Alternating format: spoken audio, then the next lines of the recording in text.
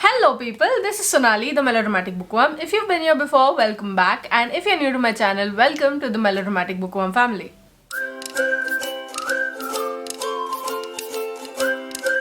I'm here today to talk about the books that disappointed me in 2020. I know the whole year itself was one big disappointment, but there were some books that I was so sad to see that I did not like them. There were a couple that I was really angry at, but there were some that I was heartbroken to not liking. And then I told myself that you don't have to like every single book soon.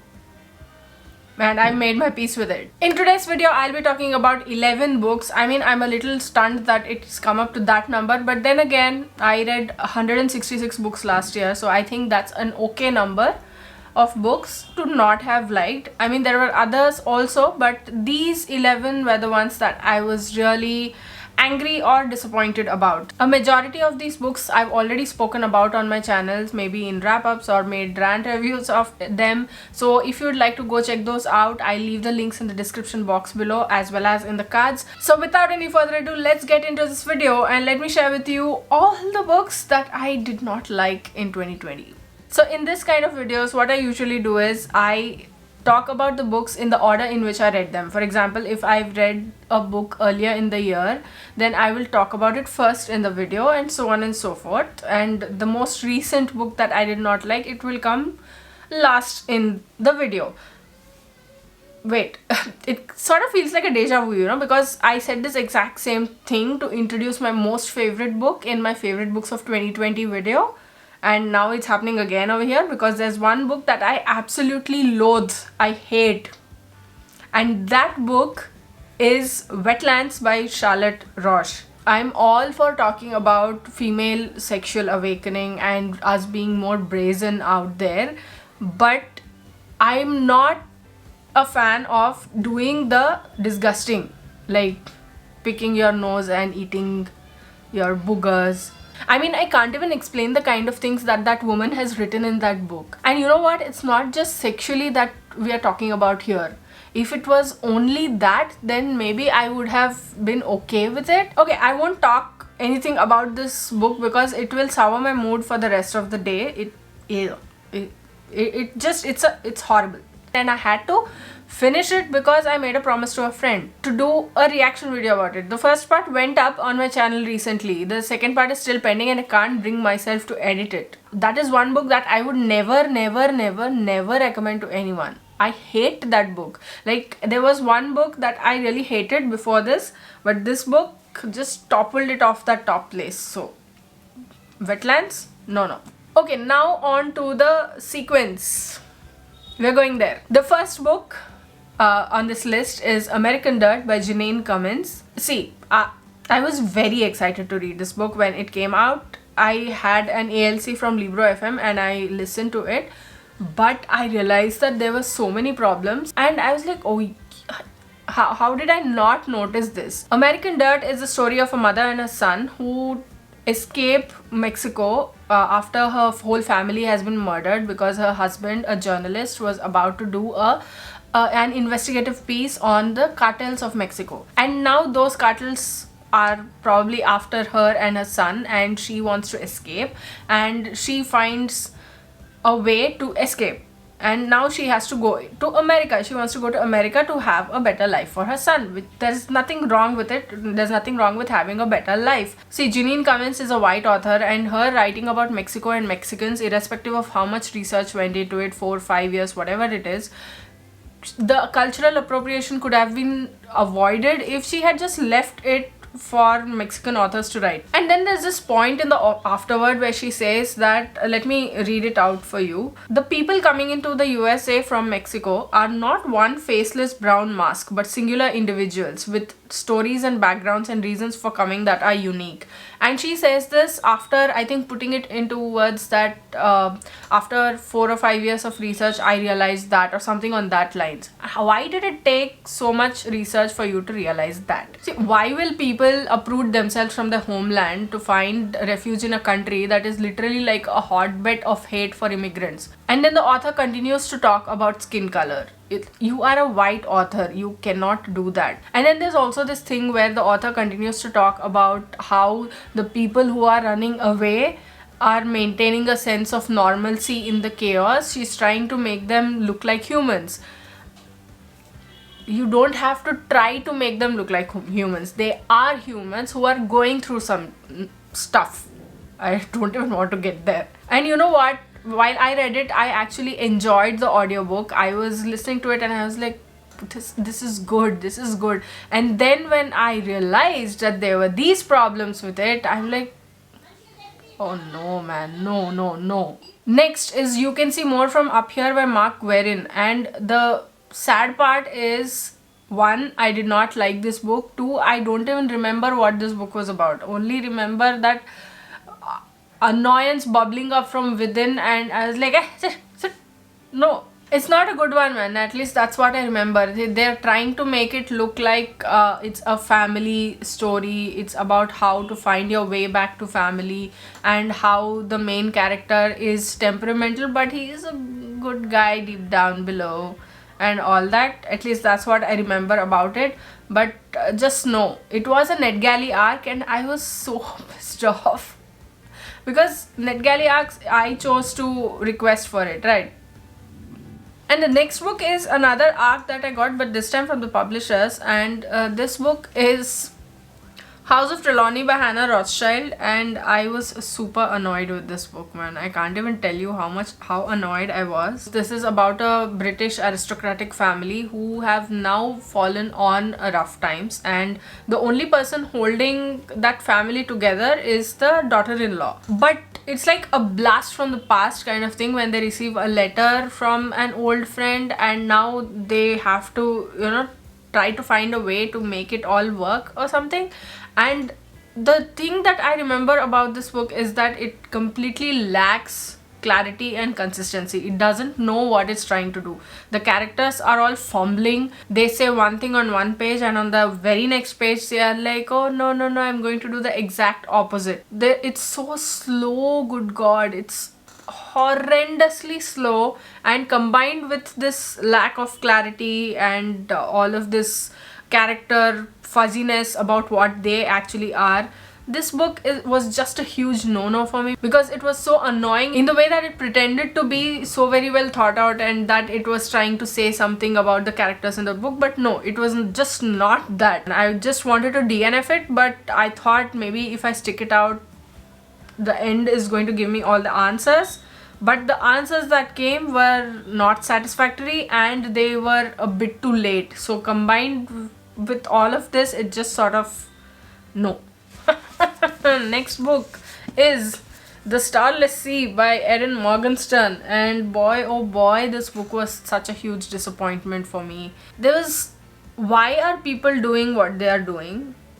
Okay, you are giving me fantasy. I'm actually happy for that, because The Night Circus is one of my favorite books of all time, and Erin Morgenstern's fantasy writing is simply brilliant, I feel, which is why I was so excited to read this book. It was on the 20 books I want to read in 2020 list, but what happened in the end? Phew, nothing. It just fizzled out. It just made me super angry, so angry that I went and made a rant review for this book. If you'd like to go check that out, link here as well as in the description box below. But this is the story of Zachary Ezra Rollins, and I'm really surprised that I remember the guy's name. He stumbles across a book in his university library which leads him across a quest, and this quest it takes him to weird ass places, and I'm all for taking to weird places.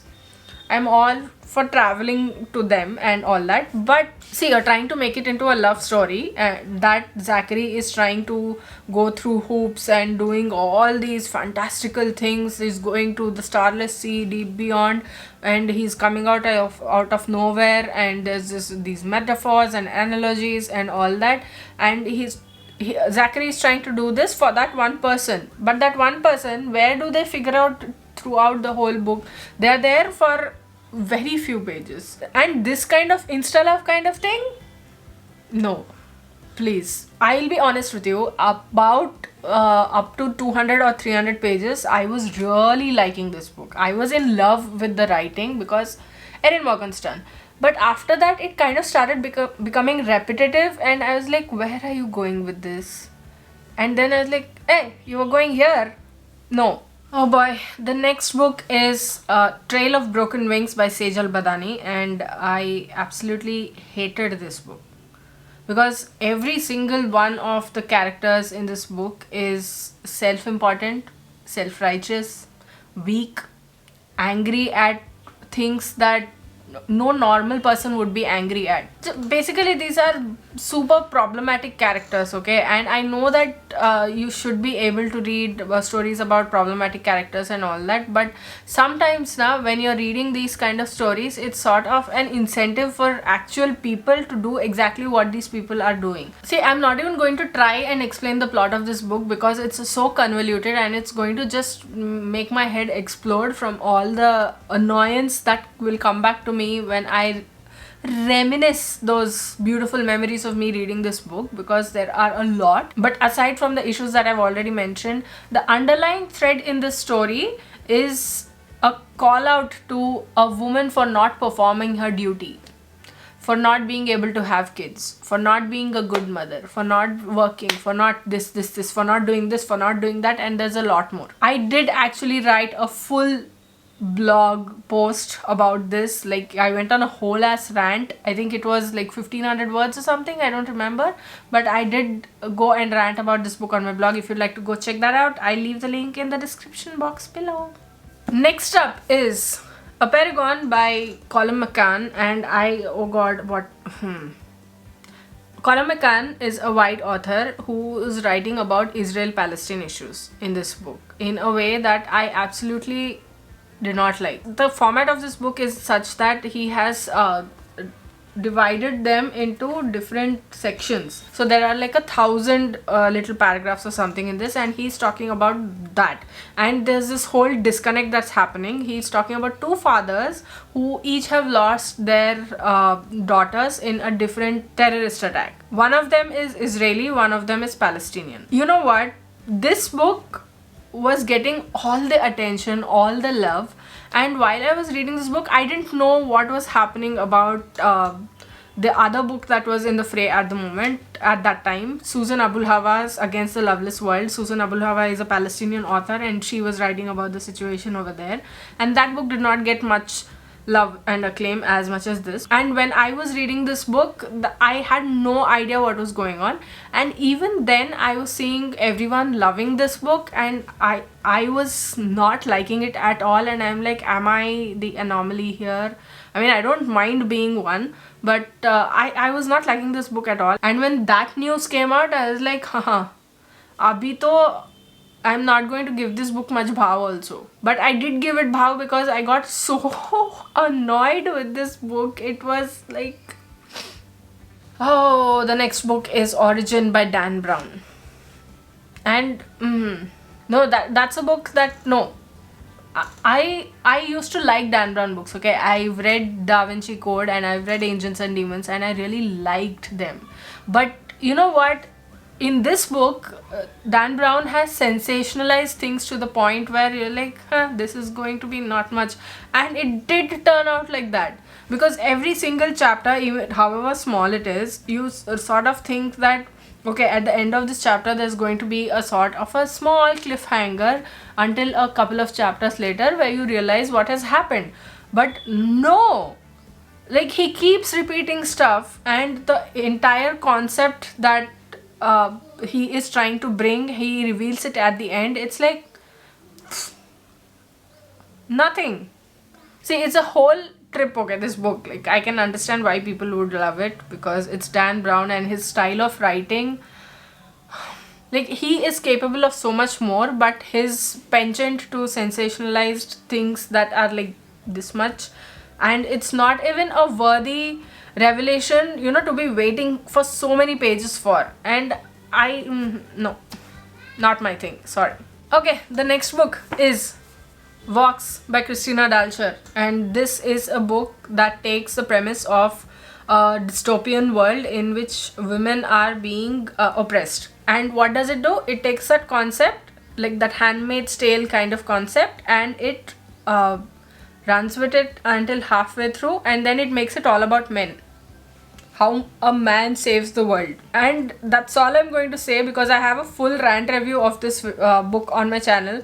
I'll leave that link here as well as in the description box below. This was bad, man. This was bad, especially the plot. The plot is horrible because they make this, it started off pretty well, and I don't think the author realized where the book was going. So this main character is a sort of a scientist or something who's researching some kind of disease, and the blurb makes it out to be that this woman is going to save all the women who are now oppressed because of the new government regime. But what happens is nothing.